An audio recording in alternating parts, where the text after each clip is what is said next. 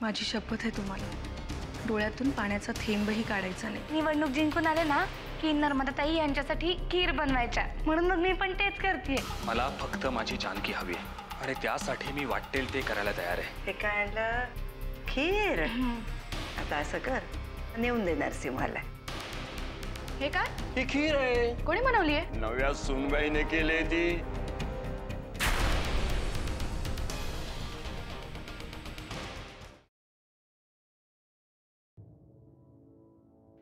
जा तुम्ही, खाणार नाही मी तिला.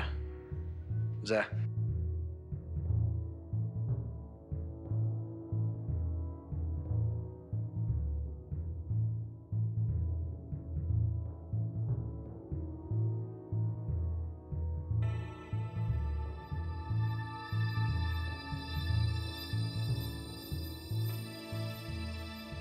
तुमच्यासाठी खीर केलीये, तुम्हाला आवडते ना? आत्याबाईंची कमालच झाली. आता मारून मुटकून ते तुला नर्मदा बनवायलाच निघाले. आता मला राग नाही, कीव यायला लागली आहे ह्या सगळ्याची. ठेवते खीर.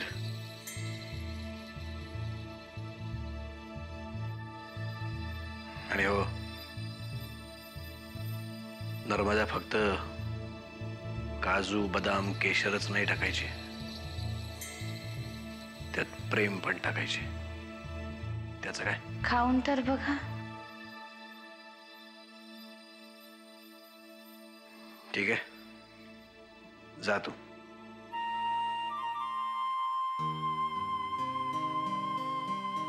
आणि हो, काल जे काही झालं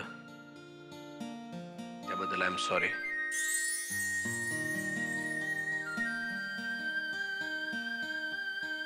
म्हणजे माफ कर मला. नाही नाही, तुम्ही माफी नसते मागायची. मग आता काय, मी तुला मारलं म्हणून तूच माझी माफी मागणार आहेस का? हो चालेल. जा बाई जा, खाईन मी ते खीर. जा.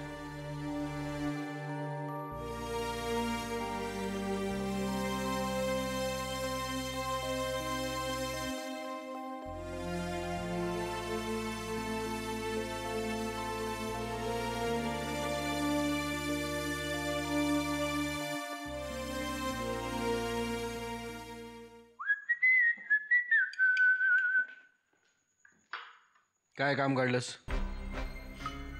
अरे वा, खीर आहे वाटतं, खाऊ का? ए, खबरदार हात लावलास तर. माझ्या बायकोनी केली आहे ती, माझ्यासाठी. अरे पण तुझी बायको ती माझी पण मोठी वहिनी लागते. काय काम आहे ते पटापटा बोल. तुझ्या आजूबाजूला असण्याची मला ॲलर्जी आहे, माहिती आहे ना? माहितीये, रमावतीला चाललोय. ती काय निवडणुकीमध्ये तिथल्या लोकांनी आपली ठासली. माईला त्यांच्या एकेकाला घराच्या बाहेर काढून बडवतो की नाही बघ आता. आधी तुझी ही भाषा सुधार. रमावतीला माझ्या नावानं काही करणारच असशील तर चांगलं काहीतरी कर, नाहीतर ती पोटेंची केस कधीही तोंड वर काढू शकते, हे ध्यानात ठेव. ज्याचं करायला जावं भलं तो म्हणतो आपलंच खरं.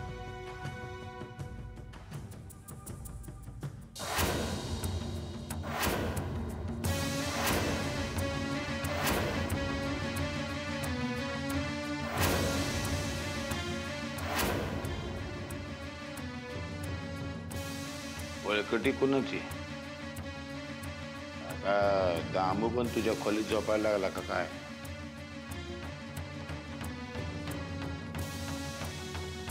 हिला ओळखीची दिसते, जानकी वहिनींची.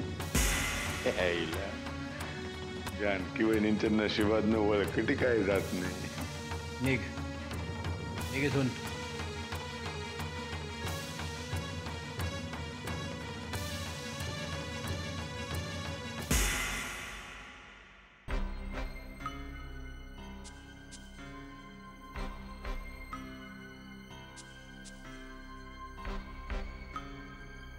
त्या तिथे पलीकडे तिकडे माझी या प्रियेचे वळकटे.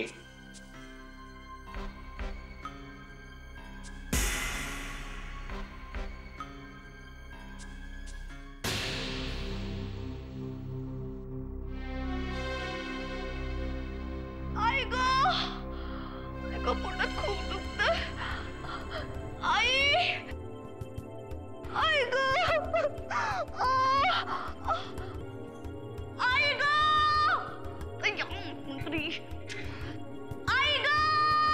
आई ग, माझ्या पोटात खूप दुखतंय. कोणीतरी या. आई ग. काय होतंय? बरं वाटत नाहीये का? माहित नाही, पोटात खूप दुखतंय. प्लीज काहीतरी कर ना. मी आत्याबाईंना बोलवूया का आपण? हा, आत्याबाई, आत्याबाई. डॉक्टरांना पण बोलव. त्या आत्याबाईंच्या बटव्यातल्या गोळ्या नकोयत मला, आणि त्यांचे कोरडे सल्लेही नकोयत. बरं ठीक आहे. आत्याबाई. आई ग. काय झालं? काय ग? अगं काय होतंय? मी आले तेव्हा तर त्या नुसत्याच म्हणजे पडून होत्या इथे आणि काय काय होतंय? काय होतंय सांग. आत्याबाई, पोटात खूप दुखतंय माझ्या. आई ग. पोटात दुखतंय? काय खाण्यात आलं का? काही माहित नाही. सकाळपासून फक्त ही खीरच खाल्लीये, म्हणून पोटात दुखत असेल तर. कदाचित फूड पॉइझनिंग झालं असेल तर. आई ग.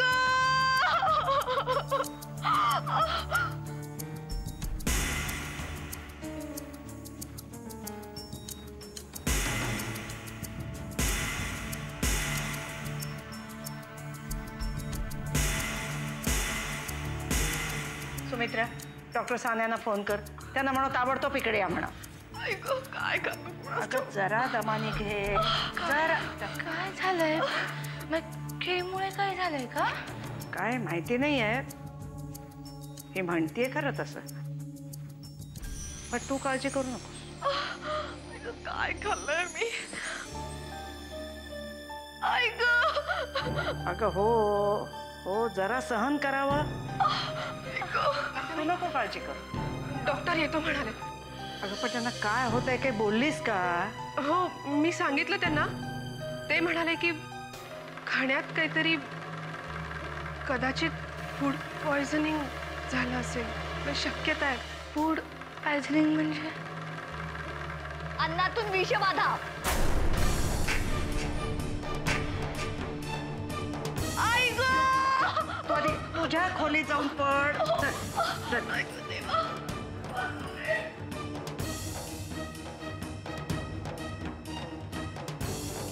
दरवाजा फक्त काजू बदाम केशरच नाही टाकायचे, त्यात प्रेम पण टाकायचे. त्याचं काय?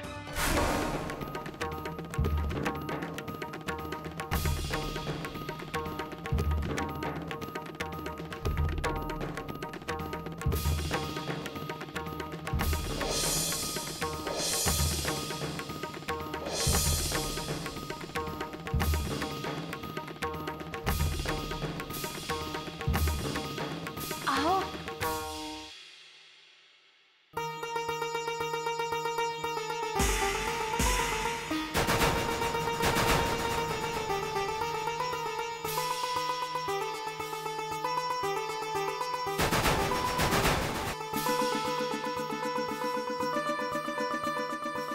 काय झालं आता? कशाबद्दल सॉरी म्हणायला आलीस?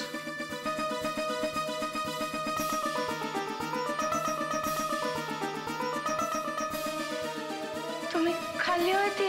म्हणजे खाण्यासाठीच आणली होतीस ना, का फक्त वास घेण्यासाठी? खाण्यासाठीच आणली होती, पण मग खाल्ली की चांगली चाटून पुसून खाल्ली. ए बाई, आता काय झालं तुला रडायला? हे बघ, काल जे काही झालं त्याबद्दल सॉरी म्हंटल ना मी. नाही, ते नाही. ते खीर खाऊन आईल्या बहिणीच्या पोटात दुखतंय म्हणून. आणि मी खीर खाल्ली नसती तरी कोणा ना कोणाचा विचार करून तिच्या पोटात दुखलंच असतं. जण का काय झाल्यासारखं म्हणतायत ते तुम्हाला पण होणार वाटतं आता. असं काही झालं तर पळत येईन तुझ्याकडे. आणि राजकारणी माणसांमध्ये विष पचवायची ताकद असते. त्यामुळे घेऊन जा ती वाटी.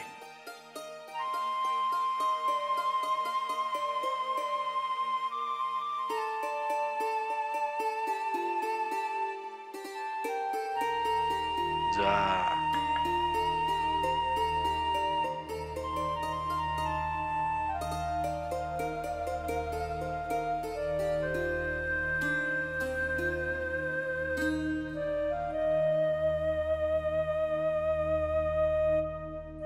काही नाही होणार मला. आणि काही झालंच तर तुला हाक मारेन. आणि छान झाली होती खीर. म्हणजे जा.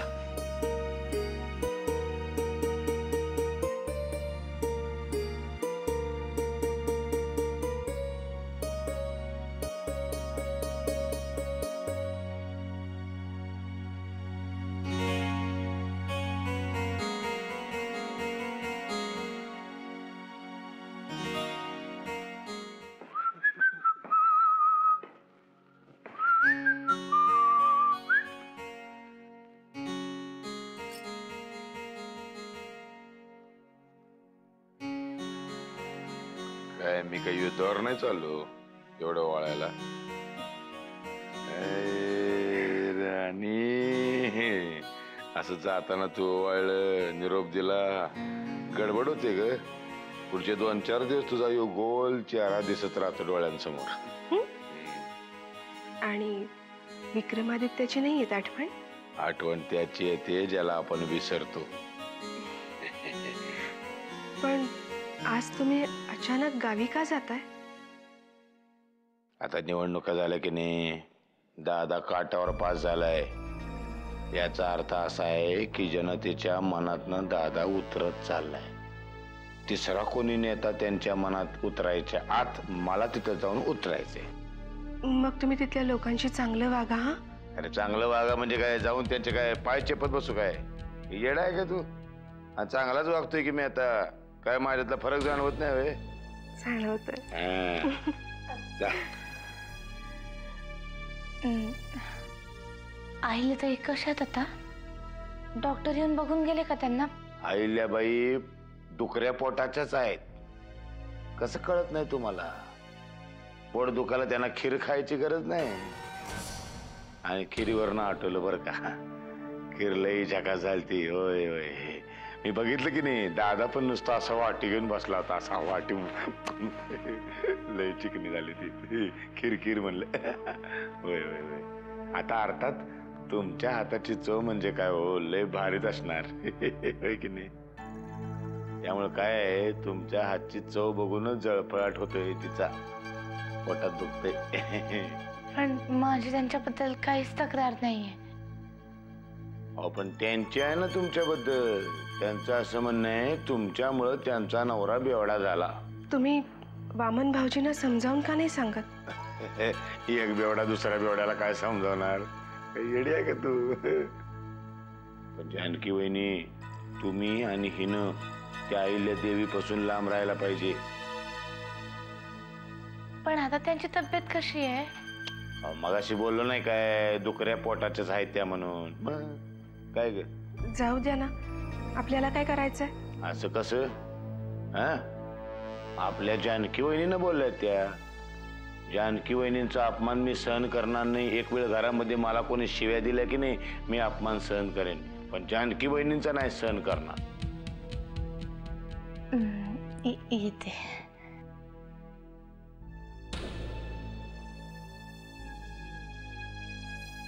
तुम्ही हिची बाजू उचलून धरता म्हणून किती आधार वाटत असेल ना बिचारीला. मीच आधार आहे तिचा. गरीब आहे पोरगी, आणि गरीबाला मदत करणं हे आपलं कर्तव्य आहे. काय तुम्ही किती बदललाय हो. तुझ्यासाठी विक्रमादित्यासाठी बदललो. आणि काय तुझी सोबतीन म्हणून जानकी घरामध्ये आली, त्या उपकारांची फेड म्हणून तिची काळजी घ्यायची. बरं आता निघू का? निघा. बरं आज तू कधी नव्हे ते ओवाळ मला लय बरं वाटलं बरं का. माझं काम होणार. विक्रमादित्य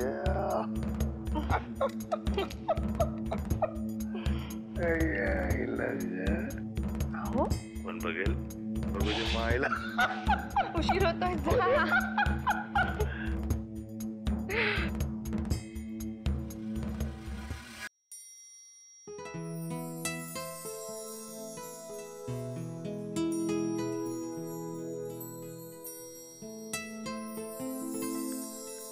गण्या, अरे किती वेळ बघत बसणार आहेस आरशात? इकडे ये ना, मला मदत कर ना कवर घालायला.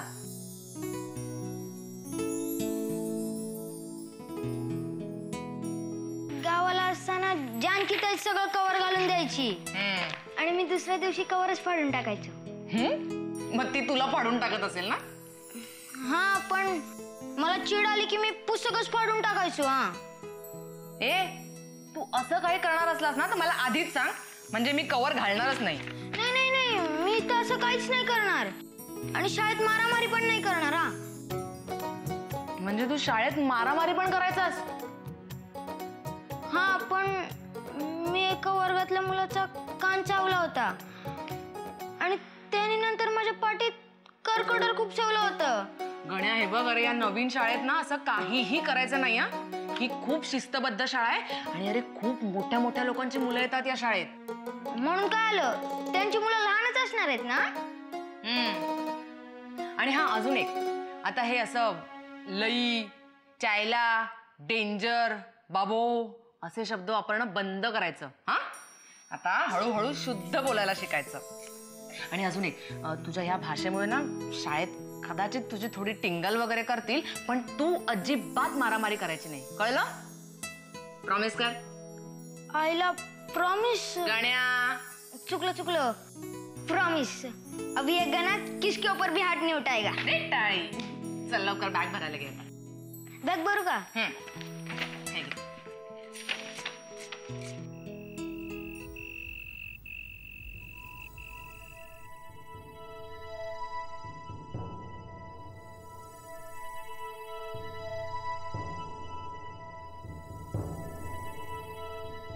काय म्हणते अहिल्याबाईंची तब्येत?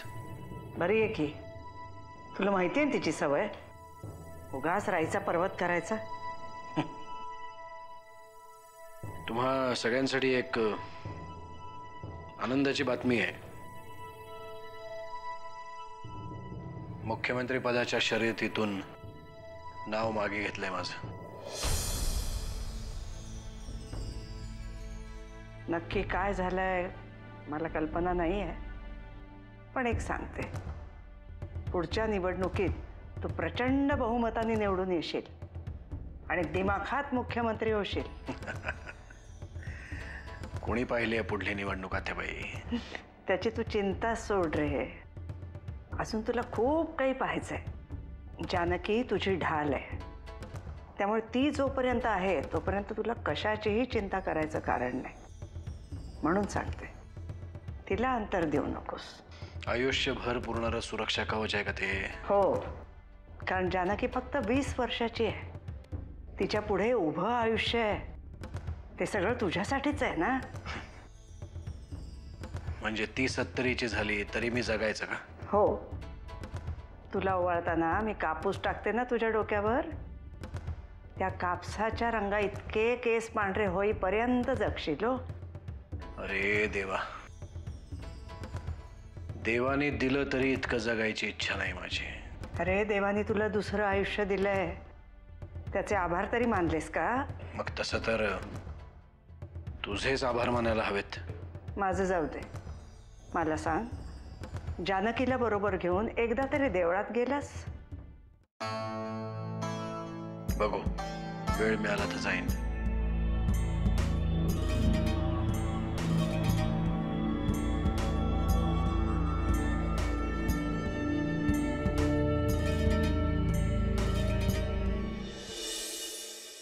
मालक, अहो शंभू महादेवानं भांग नाकारावी तशी तुम्ही दारू सोडलीत की हा? अरे राजा मला इमेज सुधारायची आहे. हा. निवडणुकीत दादाचं काय झालं होय होय पाहिलंच ना. होय होय मग म्हणजे पुढच्या निवडणुकीला त्याचा पत्ता कट. दुसरा कोण आहे आमदार केला? मीच. हा. अहो, पण मालक अहो तुम्ही आमदार व्हाल हो पण किल्लेदारांचं प्रमुख होणं तुम्हाला नाही जमायचं बघा. आता मला सांग दादा उद्या जर खपला हा तर मग किल्लेदारांचा प्रमुख दुसरा कोण आहे? मीच की. घर सांभाळायला जानकीला सांभाळायला. हा हं. अहो पण मध्ये ते वामनराव आहेत की. त्याचं काय नाही रे. 24 तास दारूच्या नशेत बुडलेला आहे तो. आणि जो माणूस स्वतःच्या बायकोला नाही सांभाळू शकत तो घरदार काय सांभाळणार? म्हणजे नेक्स्ट टू किल्लेदार कोण? परशुराम किल्लेदार. आणि माझ्या नंतर आमचा पोरगा विक्रमादित्य किल्लेदार. ते बी खरंच आहे म्हणा पण मी काय म्हणतो नरसिंहराव खपलेच नाही तर मग तू खपवायचा त्याला. तू सुपारी घ्यायची त्याची.